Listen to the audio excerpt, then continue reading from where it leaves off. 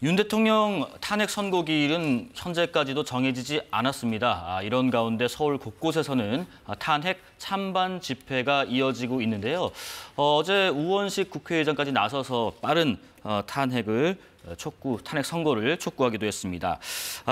이재명 대표 선거법 2심 무죄로 또 한숨을 돌린 민주당은 윤 대통령 선고기일을 지정하지 않고 있는 헌재를 압박했는데요. 국민의힘 일각에서도 헌재 선고가 늦어지는 데 대한 우려가 나오고 있습니다. 헌법재판소는 언제까지 헌법 수호 책임을 회피할 작정입니까? 헌정 질서가 완전히 무너지고 나라가 회생 불가 상태로 빠진 다음에 결정할 생각이십니까? 자고우면하지 말고 오직 헌법과 상식에 따라 판결하면 될 문제입니다. 오늘 바로 선고기일 지정부터 하십시오. 만약에 4월 18일까지도 판결이 나오지 않는다면 네. 퇴임하는 문영배, 이미선 두 분이 대통령 추천 몫이었단 말이에요. 한덕수 권한대행이 이 두 사람의 후임자를 추천할 수 있는가, 이것도 또 정치적 논란이 될 거예요. 저는 그 이견이 있는 상태든 아니면은 뭐 인용이든 기각이든 어떤 결론을 4월 18일 전에 내줘야지, 그렇지 않고는 헌법재판소가 정말 사실상 식물 헌법재판소가 돼서 계속 공전할 수 있게 되거든요. 알겠습니다. 걱정되는 대목입니다. 예. 지금 탄핵 심판 선고가 늦어지니까 민정 일각에서는 국민투표로 대통령을 파면할 수 있다, 뭐 이런 얘기도 나온다면서요? 그건 최후적 단계의 수단으로서 뭐 언급을 한 것 같은데요. 네. 뭐냐면 그 상황은 최악의 상황을 상정한 거죠. 4월 18일까지 선고가 안 될 경우에 2명의 대통령목 지명이 이루어지지 않을 가능성이 있고, 그러면 장기간 직무정지된 대통령이 이 상황이 계속될 수밖에 없습니다. 그러면 헌법재판소는 6인으로는 심리를 개시할 수가 없습니다. 그러니까 선고하기도 할 수도 없는 거죠. 그런 상황에서는 이 상황을 그대로 방치할 수 있겠느냐를 가지고 여러 논의를 하고 있는 거고요. 헌법 72조의 국민투표법에는 외교안보 국방 또 그에 준하는 국가적 비상 중대 사안에 대해서 국민투표를 할 수 있으니까 최악의 경우에는 그럴 가능성까지 상정해야 될 정도로 지금 헌법재판소 선고 지체가 심각한 상황으로 가고 있다는 거고요.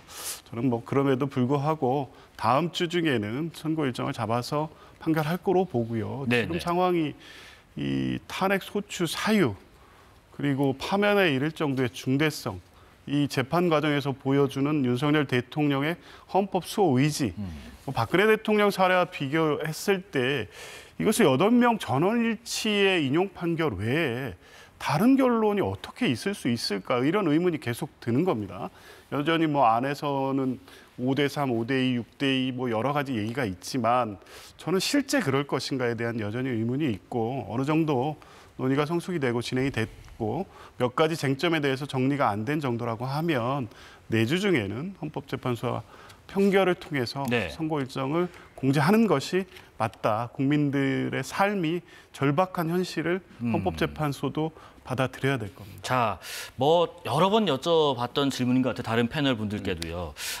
오늘 28일, 이제 다음 주 월요일 31일, 4월로 넘어간단 말이죠. 내주 중 예상하셨는데 언제로 예상하시는지요? 결국 4월 4일 금요일 아니면 4월 11일 다다음 주 금요일 될 가능성이 현실적으로 상당히 높겠죠. 이 부분과 관련해가지고 민주당은 더 이상 헌재를 압박하는, 사실상 협박성 이중 플레이를 해서는 안 된다, 이렇게 표현을 하고 싶습니다. 좀 전에 박찬대 원내대표 같은 경우에는 빨리 내일이라도 지금 선고해라라고 하면서도 또 더불어서 이 40여 재판관을 지금이라도 뭐 꼽아 넣어라라는 것도 하지 않습니까? 지금 현재 40여 재판관 넣으면 어떡합니까? 변론 재개해가지고 언제가 될지도 모릅니다. 그런 얘기를 하면서도 또 한쪽으로는 내일 당장 선고하라라는 이런 식으로 이중 플레이를 하면은 어느 장단이 헌법재판소가 춤을 추죠? 그렇기 때문에 저와 같은 어떻게 보면 책임감 없는 말씀은 이제 더 이상 하지 않는 것이 맞고, 다만 좀 더 어떻게 보면 합당한 시간 내에 최대한 국민들을 통합할 수 있는 결정을 해달라, 그 정도를 메시지를 내야 된다라고 저는 생각을 합니다.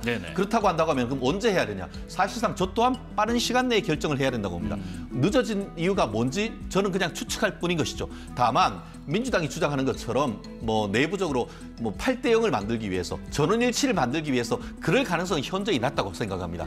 결국 내부에서 사실관계에 대한 증거로서 특정이 안 된다고 하면 그대로 판결을 하면 되는 겁니다. 그렇기 때문에 그것이 인용이든 기각이든 각하든 저희는 알 수가 없습니다. 그 또한 온전히 헌법재판관님들의 몫인 겁니다. 그렇다고 하면은 그분들이 헌법과 양심에 따라 판결하도록 우리는 좀 더 지켜보되 그것이 너무 늦으면은 헌법의 혼란이 너무나 길어지기 때문에 결국 4월 18일 문영배, 이미선 재판관님들이 퇴임하기 이전 어느 순간은 해야 됩니다. 그런데 최근에 보면은 민주당을 통해 가지고 두 분의 어떤 임기를 연장하는 그런 어이없는 법을 하고 그래서 그 사람을 통해서 이후에 또 40여 재판관을 넣은 다음에 9대0 이런 그 탄핵을 기도한다. 그런 시나리오도 지금 나오고 있는 것 아닙니까? 그러면서 뭐라고 하고 있습니까? 국민 투표를 통해 가지고 대통령을 파면한다는 이런 법적으로 있지도 않은 불가능한 얘기를 하는 것. 좀 전에 조 변호사님이 뭐라고 했습니까? 국민투표법에는 외교, 안보, 국방에 관한 것에 해야 되는 것이지 거기에 어디 대통령을 파면시키는 국민투표가 어디 있습니까? 그렇게 되면 보도 어떻게 나오겠습니까? 바로 반대 진영에서는 국회 해산을 위한 국민투표 하자고 하지 않겠습니까? 그렇기 때문에 아무리 간다 하더라도 지켜야 할 선이 있다. 저는 그렇게 말씀드리고 싶습니다. 앞서 중요한 말씀 하나 하신 것 같습니다. 헌법과 양심에 따라서 판단하면 된다. 그걸 기다리고 다만 이제 신속한 판단을 했으면 좋겠다라는 두 분의 의견이 있었던 것 같습니다. 이쯤에서 한번 짚어볼 게 좀 있을 것 같습니다. 국민의힘은 헌법재판소의 선고가 어떻게 나오든 승복해야 한다. 이런 입장을 강조해 왔는데 민주당 측의 승복을 공식 발표하라고 압박도 했고요. 일단 그 발언 먼저 들어보겠습니다. 대통령 탄핵 선고 이후에 작금의 국가적 혼란을 멈추려면 정치권의 탄핵 심판 선고에 제대로 승복해야 합니다. 우리 당은 대통령 탄핵 심판 결과에 승복하겠다는 공식 입장을 밝혔습니다. 헌재의 판결은 단심제이고 당연히 승복할 수밖에 없습니다. 승복해야만 합니다. 그런데 이재명 대표 2심 선고를 두고는 입장이 사뭇 달라진 거 아니냐라는 말이 조금 있는데 이 발언도 듣고 말씀 이어가 보겠습니다. 26일 선거법 위반 항소심 판결에 승복하겠다는 대국민 약속을 해야 합니다. 이 항소심 판단은 합리적인 상식을 가진 법관이라면은 이러한 판단을 내릴 수 없다고 봅니다. 개인적인 성향이 판결에 반영된 것으로 볼 수밖에 없습니다. 조기현 변호사님 의견 먼저 좀 들어보겠습니다. 사법부의 판단을 정치적 유불리의 해석에 따라서 승복할 수도 있고 불복할 수도 있고 지금 이런 입장 아닙니까? 그리고 이 윤석열 대통령 탄핵 사건에 대해서 승복하라는 입장을 공식적으로 밝히라고 그러는데 승복을 어떻게 안 합니까, 민주당이? 이재명 대표도 그런 입장 밝힌 바가 있지 않습니까? 대통령 탄핵 선거에 대해서 승복 입장을 밝혀야 될 대상은 윤석열 대통령 본인입니다. 왜냐하면 만약에 불복을 하고 그 판결에 대해서 소위 말하는 그 국민 저항권과 같은 방식으로 저항할 것을 혹시라도 그런 방향으로 한다면 국가는 대혼란에 빠질 수밖에 없기 때문에 그 부분에 대해서는 윤석열 대통령이 입장을 밝히는 것 외에 다른 정치 세력이 승복, 불복 논하는 것 자체가 의미가 없다고 보고요. 예. 어제 항소심 판결과 관련해서도 아침, 저녁 입장이 어떻게 그렇게 다를 수가 있습니까? 유리한 판단이 나오면 승복하고 불리한 판단이 나오면 불복하는 겁니까? 그것 역시 피고인으로 재판받는 이재명 대표의 몫이고 당연히 승복해 왔으니까 여기까지 진행이 되고 있고 지금 여러 개의 재판이 진행되고 있는 것 아니겠습니까?